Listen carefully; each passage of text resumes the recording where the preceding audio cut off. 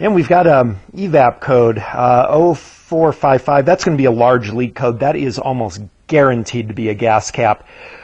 We may go ahead and just take a look at that one real quick, because if the gas cap is loose, then that's going to be the call there. If we end up having to use the smoke machine on this, what is likely to be a single bank vacuum leak, then we'll also smoke test that evap system. But that's almost always a gas cap. And if I take the gas cap off and see a gasket is broken or it just comes off really easily, then that'll be a good call there.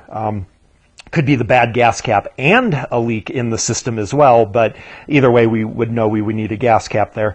I'm more interested in the 0174, so we've got a lean on one bank causing misfires. Let's start this car up, see if we can get some live data. Starts right up, sounds great, really no problems. Oh, look at that fuel trim data. Maybe it'll just give me what I need very easily here. And there it is right there. Long terms, bank 1 and 2. We also, of course, want to bring in the short terms as well. Looking at bank 2 and bank 1, because even though we've got a bank 1 code, remember, it just may be we have a vacuum leak affecting both banks, but it's just not affecting the second bank enough to cause the check engine light. Remember, we've seen that before, actually, several times.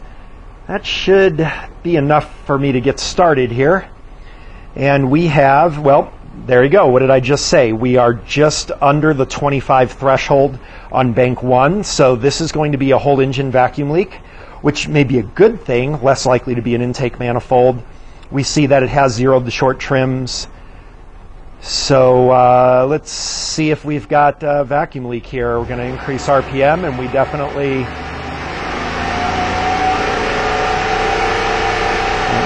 Right, we definitely have a vacuum leak. Let's go ahead and graph those. Let it stabilize out for a little bit here. Let's give it some gas. And we can see them going negative. Both of them. Okay, vacuum leak. Well, that was pretty easy. I'm not sure why they're calling mass airflow sensor here. Your typical parts changing hack is going to be doing plugs and wires and oxygen sensors, but clearly we don't need that. As a matter of fact, we know for a fact we don't, because we do have the fuel trim adjustment, so we know for a fact that there's oxygen sensor activity. We could go back if we wanted and verify that. Let's get a bank 1 sensor. I don't want that one. I want bank 1 sensor 1. Let's get both the banks. So we can see we've got our O2 sensor oscillation. So putting O2 sensors in this vehicle would be very stupid. The misfire code, it's amazing they didn't recommend plugs and wires, but the misfire is due to the vacuum leak. So this should be pretty easy. Let's see if we can find this vacuum leak.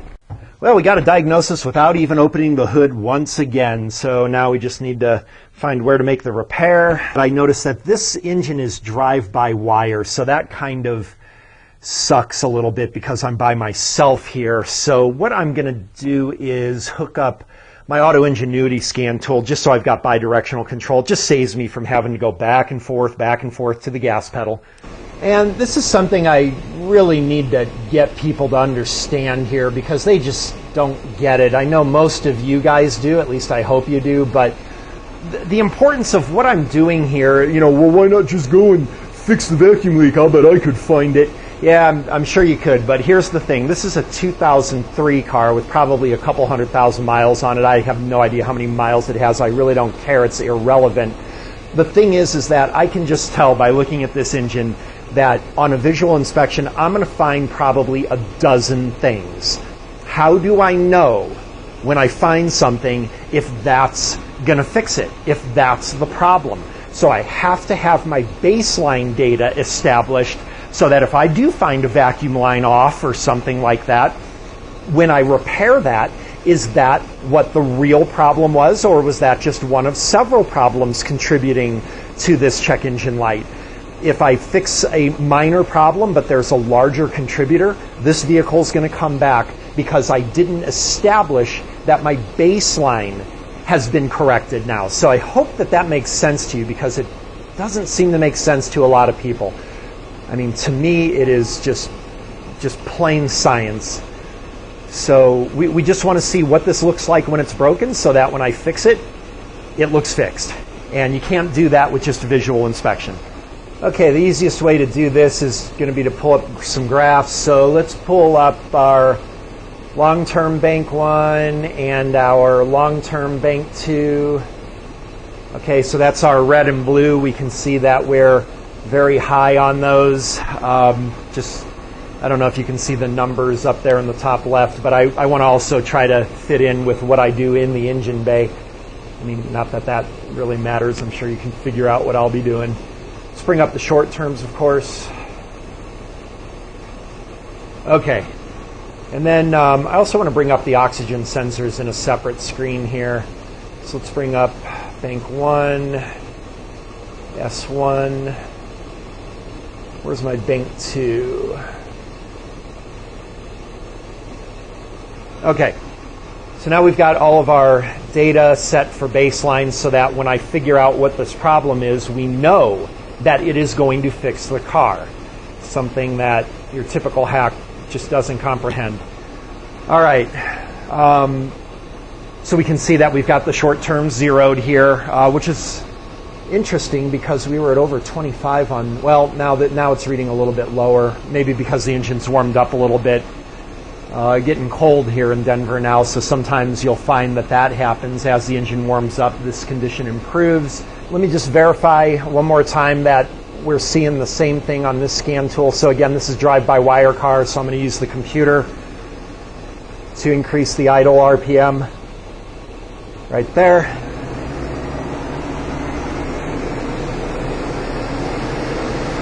All right, we can see definitely verified. And I just want to adjust the scales here a little bit. It'll make it easier for me to catch any minor variations that I induce. Okay, so now what I want to do is increase the RPM. This is why I'm using Auto Ingenuity, so I don't have to go in the car and do it. And just verify that we get response here. And we are on the short term, not quite yet on the long term.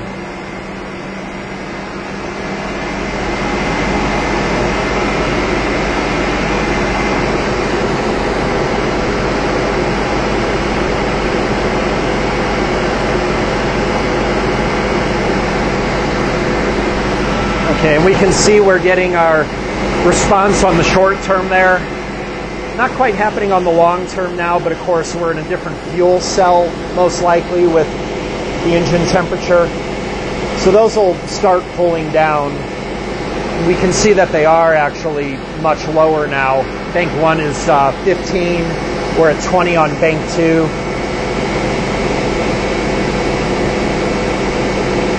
Bring that back to idle.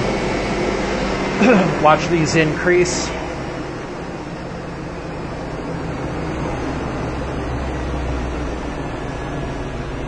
See, we did start an adjustment there on the long term. Okay, coming back up now on the short term.